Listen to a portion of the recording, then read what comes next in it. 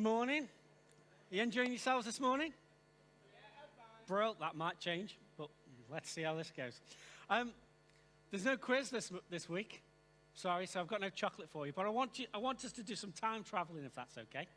Who's up for a bit of time traveling? Everybody's looking at me puzzled. It's impossible, Sean. Shut up. Go sit down. Who was around? Okay, let's go with this way. Who wasn't around in 1987? 1987. It was a decade, 50 decades, well, not 50 decades ago. Okay, there's not as many of you as I thought. Well, in 1987, I was 15 years of age, and I had met the woman of my dreams. And the thing to do when you're from Stoke-on-Trent is to go to Alton Towers. Who's ever been to Alton Towers? Who loves roller coasters?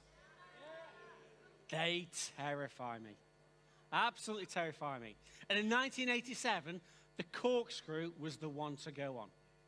Okay. So I am there with my now wife, Catherine, and we queue up for about an hour and 15 minutes. We get there, we sit there, and I am petrified. Absolutely petrified. And just before the bars come over my shoulders, I'm sitting there next to my now wife, and I'm like, and I leg it. And she went on her own, and I'm not ashamed of it either. I am petrified of roller coasters. She still married me, so everything's okay. The reason I am petrified of roller coasters is when I was about 7, I went to Butlins in Pwllheli, and I went on this roller coaster with my sister, who's 5 years older than me, so she was about 12. And as we went down this steep descent, I started to lift out of my seat. And the only thing that kept me in was my sister holding me in. So there's a reason for my fear. There's a reason why I'm petrified of roller coasters. I will just add, I have now been on it. And yes, I was still scared, but I stayed on it with you, didn't I, the second time? You can't remember, can you? See, it's burnt into my mind. And I've been on lots of other roller coasters since, but I've hit a stage in my life where I feel I have nothing to prove. So don't ever try and get me on any roller coaster ever again, because I'm not going to do it. People are scared of all kinds of different things. Who's scared of snakes? Oh, only a few people. Spiders. Who's scared of spiders? Here's a weird one, and I know there's somebody who's scared of buttons. Some people are scared of holes. Who's scared of holes?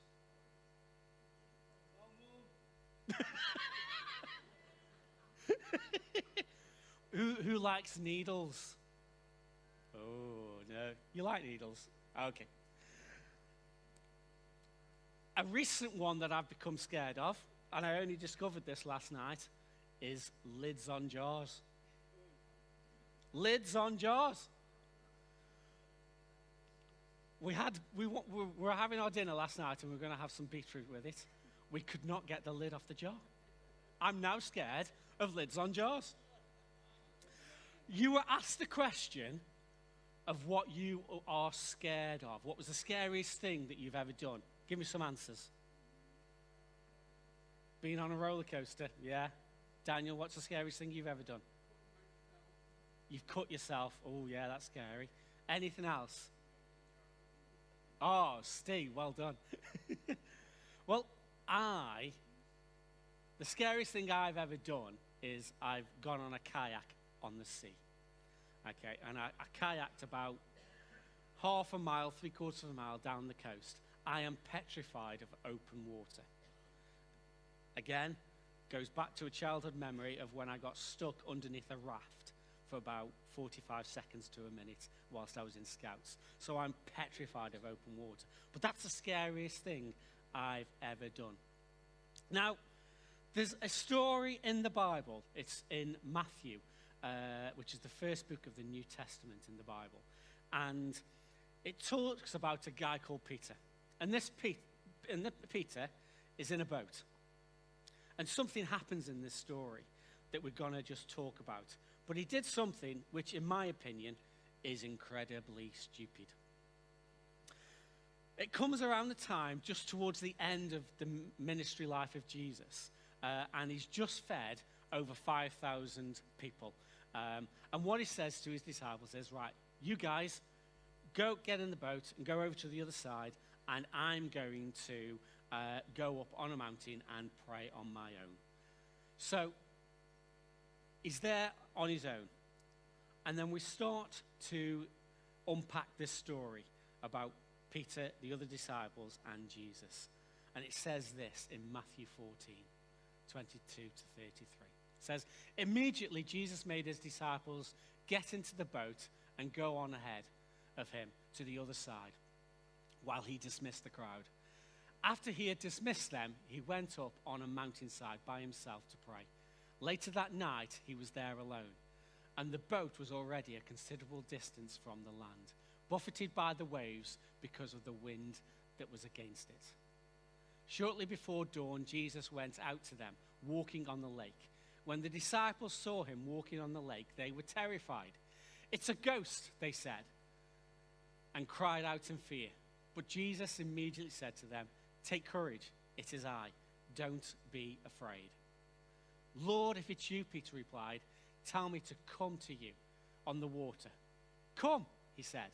Then Peter got down out of the boat, walked on the water, and came toward Jesus. But when he saw the wind, he was afraid, and beginning to sink, he cried out, Lord, save me. Immediately, Jesus reached out his hand and caught him. You of little faith, he said, why did you doubt? And when they climbed into the boat, the wind died down. Then those who were in the boat worshipped him, saying, truly, you are the Son of God. It was about 4 a.m. when Jesus got to the disciples. And they were in there. They were quite scared already, but then suddenly they see this guy walking across the water. Now, if the guys who were being baptized this morning had stepped down into the tank and started to walk on the water, that would have made things very interesting for the baptismal service. And I'm glad I wasn't in the tank to have seen that if it had happened. But the reality of it is it's not natural for anybody to walk on water, is it? Has anybody ever walked on water? No, not me. But Peter's reaction in verse 28 was a pretty strange one, really. Who else would have said to Jesus, Jesus, if it's you, call to me? Would anybody else have said that? I'd have been more like, hey, James, who's one of the other disciples, throw him in to see if he could float.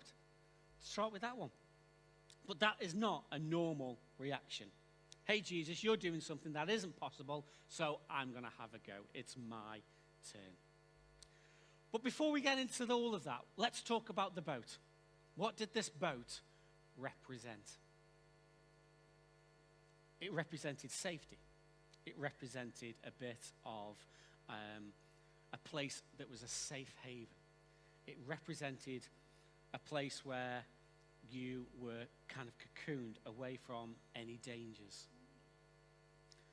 So, as a clever person, I'd have been staying in the boat. But Peter said, Lord, tell me to come to you on the water. So many times in our lives, we find safety in places. We find comfort in our jobs. We find comfort in our relationships. We find comfort in various situations. Some of us even find comfort in the problems that we face, and we find a sense of identity in the things that we are facing.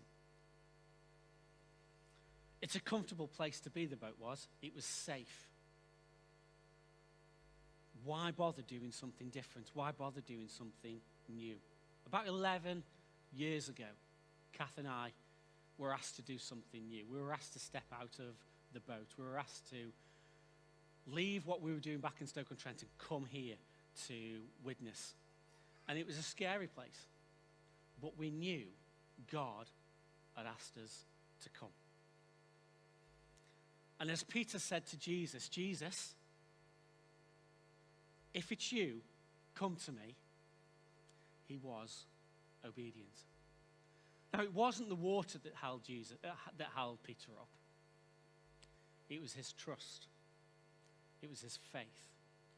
It was his obedience of his response to Jesus, because he said, come.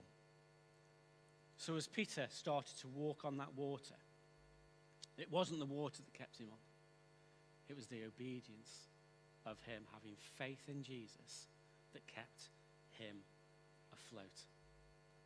When Jesus says, come, we need to leave that safety of what's surrounding us and step into something which may be a little bit scary, a little bit uncertain, a little bit, I'm not sure about this. But when Jesus says, come, we need to be obedient to him. And we need to step out of that boat.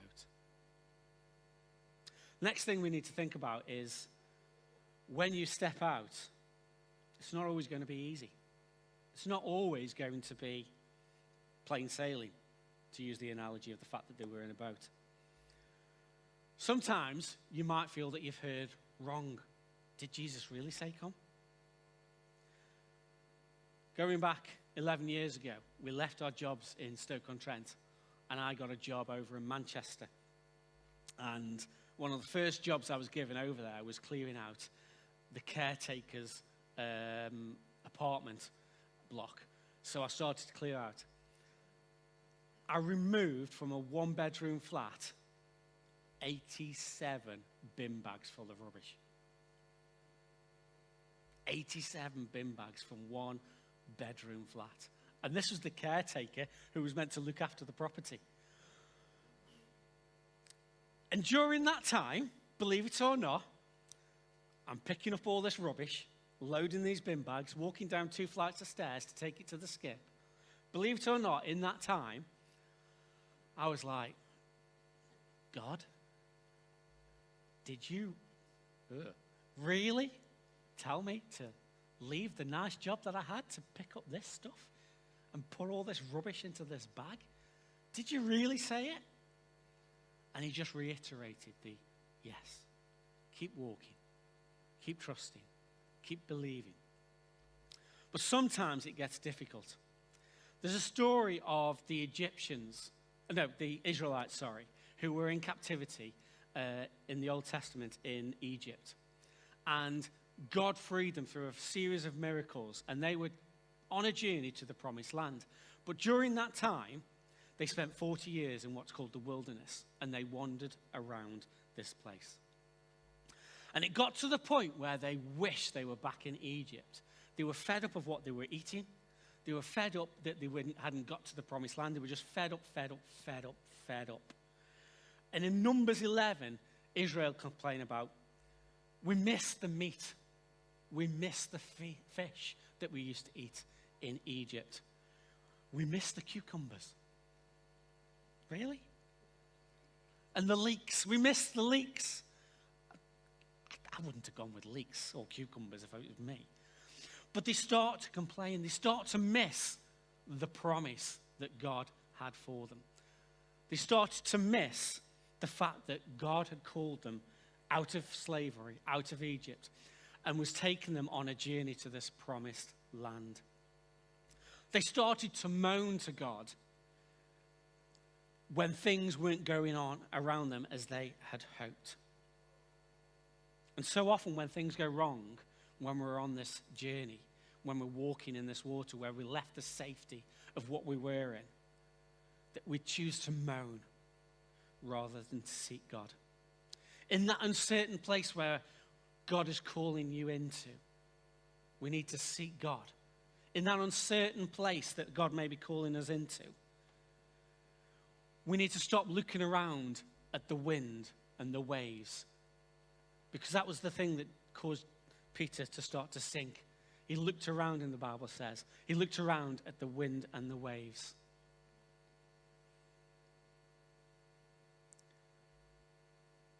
Verse 30 says this, Lord, if it's you, Peter replied, tell me to come. Oh no, I've already done that.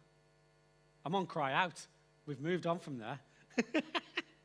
There we go. Next one, please.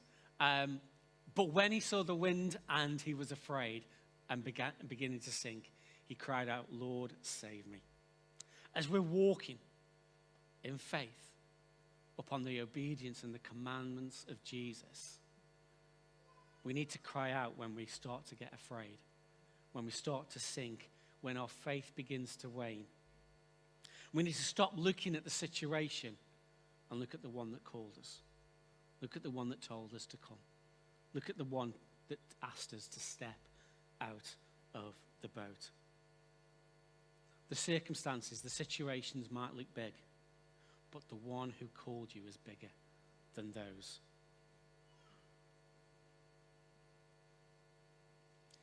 James 1 verse 12 says this: anyone who meets a testing challenge head on and manages to stick it out is mighty fortunate. For such persons loyally in love with God, the reward is life and more life. If you're going through a testing time, if you're going through something that you believe God has called you into, but you might not be where you believe God's calling you to yet, cry out. Go to the one that can sustain you. Go to the one that can hold you up. Go to the one that can keep you afloat. Another version of that verse says this: blessed is the one who perseveres under trial. Having stood the test, that person will receive the crown of life that the Lord promised to those who love him. He is with you. He can sustain you. He can uphold you through this time. In your uncertainty, cry out to God. It may not make sense. It may be scary, but he can uphold you through that time. Finally, Jesus is always close enough, and we need to reach out. Peter stepped out of the boat, but where was Jesus? Jesus was already on the water. Where he called Peter to, he was already there before him. Is he calling us into something? Is he calling you into something new? There may be a time of wandering. There may be a time of uncertainty. There may be a time where you don't know where you're going to put your foot next, because there's all kinds of stuff going on around you. But Jesus is there ahead of us. He's already on the water with Peter. He's already close enough. Peter started to sink and he cried out. Matthew 14 says, immediately Jesus reached out his hand and caught him. Immediately. When we cry out from that uncertain place, that place of perhaps insecurity, that place where things are going on all around us, Jesus was already there, ahead of him, waiting, helping him, encouraging him. And as he sank, and as Peter cried out, Jesus was within arm's reach of helping Peter back up. If we're obedient to what God is asking us to do, he's there, already with us, ahead of us, going before us, doing what he's asked us to do, and he's within arm's reach. We just need to reach out to him. We've seen 4 people get baptized today. They have been obedient to what Jesus asked them to do. It's not an easy thing to do that, isn't it? In front of 100 or so people, to get down there. It's a pretty weird thing, really, going for a dunk in front of 100 people in your clothes and being held down there, which wasn't that long, actually. Simon, I thought you might have gone for a bit longer. But they were obedient. And to you guys, God is ahead of you. On your next step of your faith in him, God is there with you. whatever you're going to do next, God is there. You've been obedient to him, and he's promised he will be there. But what about us? What's Jesus saying to us? Maybe for the first time, you've heard stories about how Jesus has helped people come to faith. Maybe for the first time you've heard about this Jesus who loves you, who is there for you, to protect you, to guide you, to help you, to cry out to. And maybe this morning, God is saying, step out of that boat of uncertainty into a life of faith and walking with Jesus. What about those that are already there?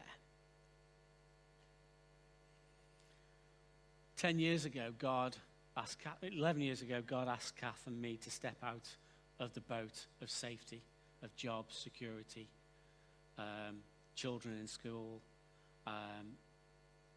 and he said, trust me.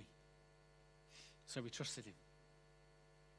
And we followed him. There were days when we were in a meeting once and we were just hearing encouragement after encouragement and after encouragement.